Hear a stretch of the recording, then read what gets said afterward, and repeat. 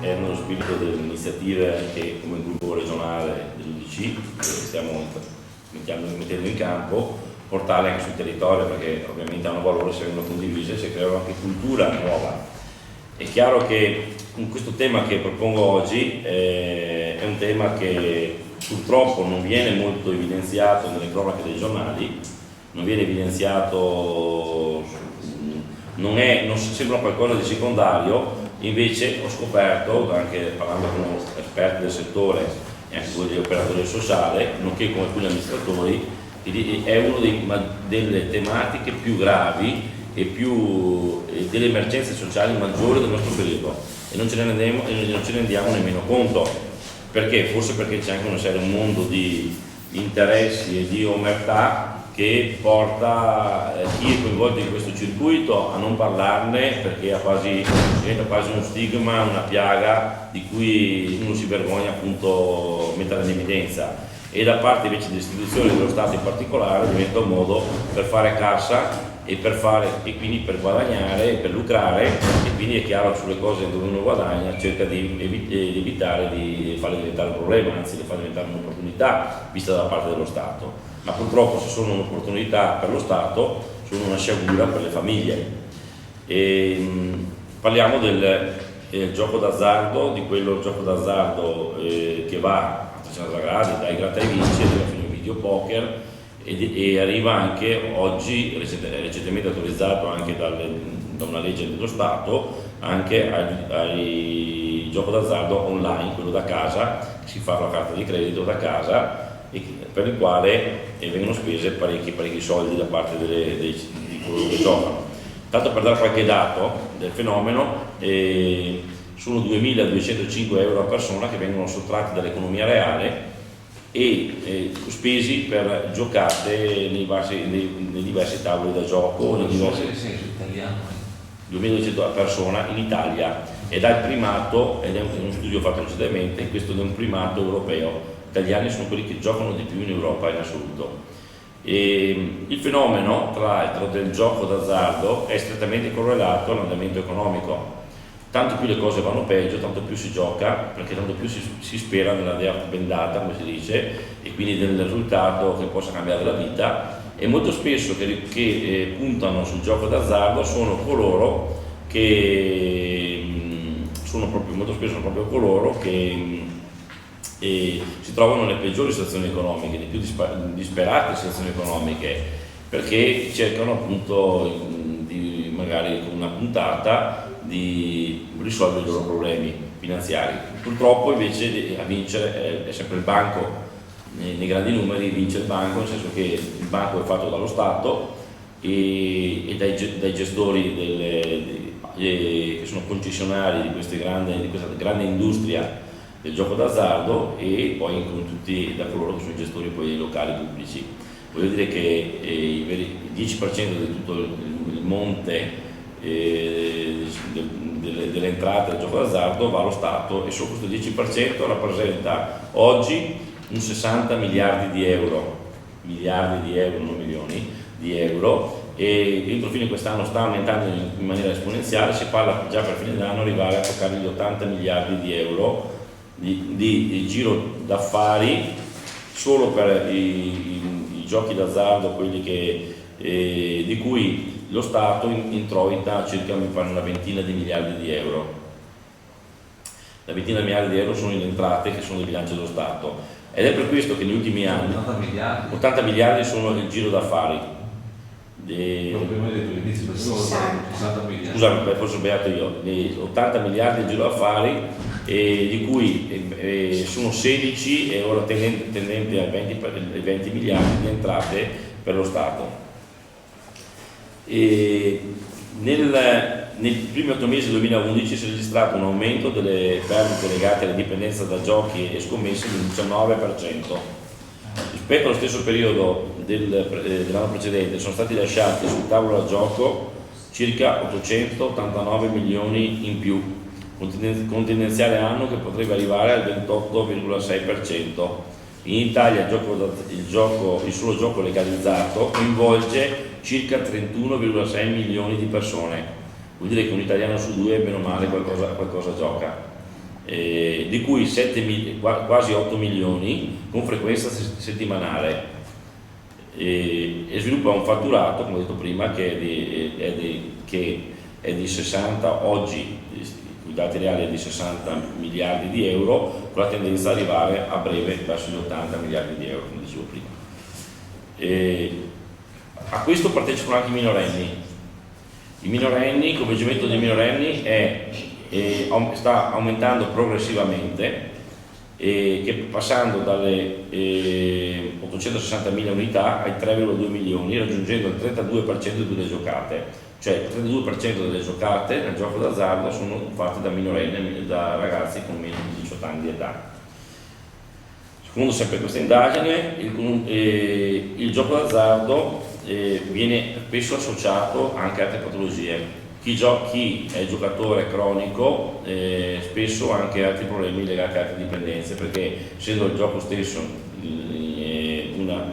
può portare a forme di dipendenza. Chi è dipendente dal gioco spesso ha anche dipendenze di altra natura da sostanze o dall'alcol, altre patologie. Ecco, questo per dare qualche dato.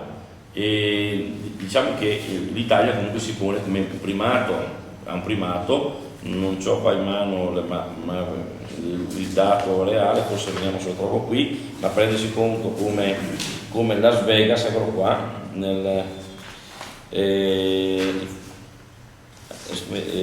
alla faccia del casino di Las Vegas, vuol dire che siamo le entrate del gioco d'azzardo in Italia è non so quante volte superiore a quello di Las Vegas, quindi complessivamente parliamo di numeri molto molto elevati che sono non so qua sotto mano.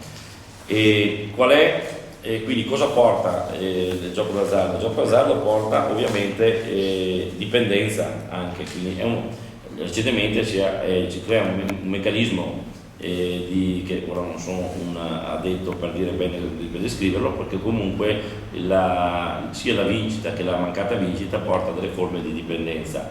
Poi dobbiamo considerare anche che oltre a depauperare e depredare il patrimonio di tante famiglie, che soprattutto quelle in difficoltà, perché ho detto prima c'è una correlazione tra stato di indigenza e ricorso al gioco d'azzardo, non è che uno che per sia più povero degli altri ne gioca meno, anzi tende a giocare di più e rovina le relazioni familiari, quindi uno va a casa, si incattivisce con gli altri perché non vince, va a casa, quindi si sfoga per di più, crea un indotto di illegalità, perché uno genera anche la volontà di recuperare risorse, questa dipendenza, quindi come quando uno recupera risorse per comprarsi la droga, quindi recupera risorse in maniera illegale per i soldi per poter giocare, quindi crea anche un fattore che stimola la microcriminalità, la furto, la frode, l'usura e anche l'usura,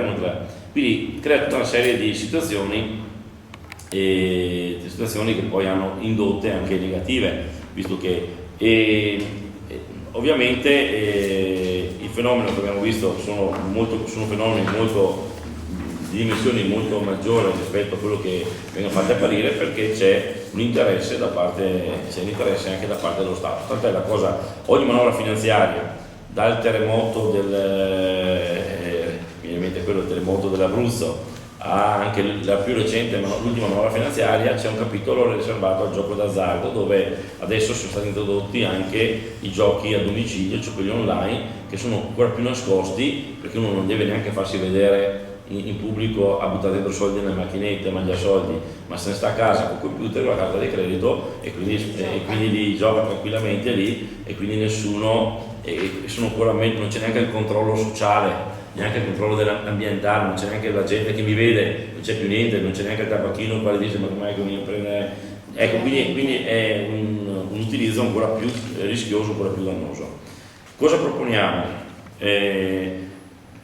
Come gruppo consigliare UDC abbiamo predisposto un disegno di legge che ovviamente la competenza qui, c'è da dire, la competenza è statale, perché su questo tema è lo Stato che è competente a intervenire con le norme di pubblica sicurezza, con le normative statali, e non è competenza delle regioni, anche se gli effetti del gioco d'azzardo ricadono sulle regioni, perché poi sono effetti sociali, sono effetti sulle relazioni tra le famiglie, sulle dipendenze, che sono tutti problemi che devono affrontare le politiche di competenza delle regioni. Quindi c'è da una parte chi provoca il problema è una competenza di una legge statale, dall'altra il problema si risolve attraverso leggi e materie di competenza regionale. Quindi su questo abbiamo quindi predisposto un disegno di legge che sulla scorta anche di iniziative analoghe fatte da altre regioni come la regione Piemonte, nel quale proponiamo allo Stato l'iniziativa di legge